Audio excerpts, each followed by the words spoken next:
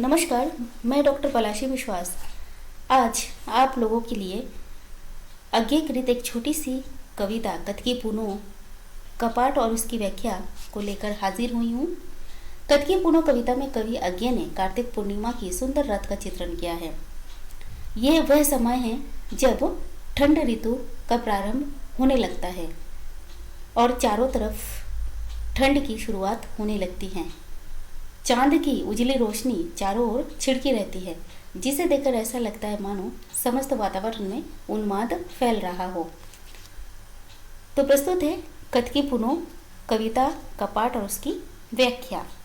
कथकी पुनो।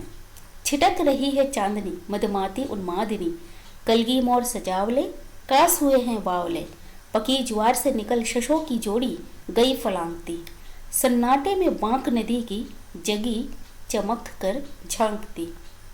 प्रस्तुत पंक्ति में कवि कह रहे हैं कि कथकी पुनो यानी कार्तिक पूर्णिमा की रात में चांद अपनी चांदनी की उजली रोशनी छिड़क रही है। उस चांदनी में नहाए हुए समस्त वातावरण को देखकर ऐसा लग रहा है कि वे सभी चांदनी की रोशनी के उन्माद में मतवाले हो रहे हैं।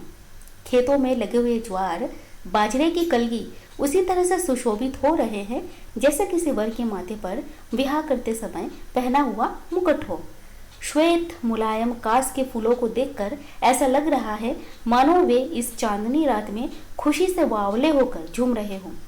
पके हुए ज्वार के खेत से खरगोश की एक जोड़ी भी इस चांदनी रात का भरपूर आनंद उठाते हुए इधर से उधर फलांग लगा रहे हैं।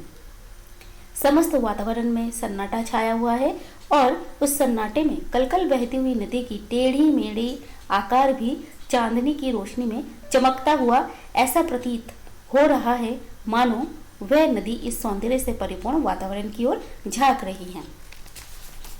अगली पंक्ति है कोहरा छीना और महीन झरझर पड़े आकाश नीम, उजली लालिम मालती गंध के डोरे डालती, मन में दुबकी है हुलास जियो पर छाई हो चोर की, तेरी बाट अगोरते ये आंखें हुई चकोर की। इन पंक्तियों में कवि ने कहा है कि हल्की हल्की ठंड की शुरुआत हो जाने के कारण हल्की और महीन सी कोहरा भी झरने लगा है। वैसे ही रात्रि में खिलने वाली आकाशनीम का फूल सुबह होने तक झड़ते रहते हैं। चारों ओर मधुमालती फूलों की भीनी भीनी खुशबू महक कर वातावरण को खुशनुमा बना रही है।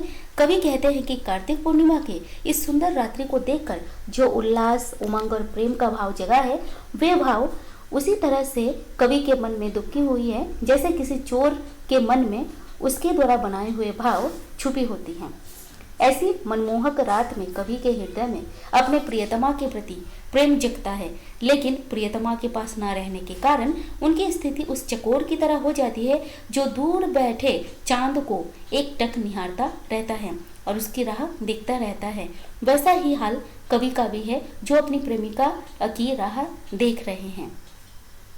प्रस्तुत कविता की कुछ विशेषताओं को देखें तो पाएंगे कि प्रस्तुत कविता में कवि ने कार्तिक पूर्णिमा के रात्रि का सुंदर चित्रण किया है। प्रकृति का सुंदर मनोरम चित्रण किया गया है। कवि ने स्वयं की तुलना चकोर पक्षी से की है।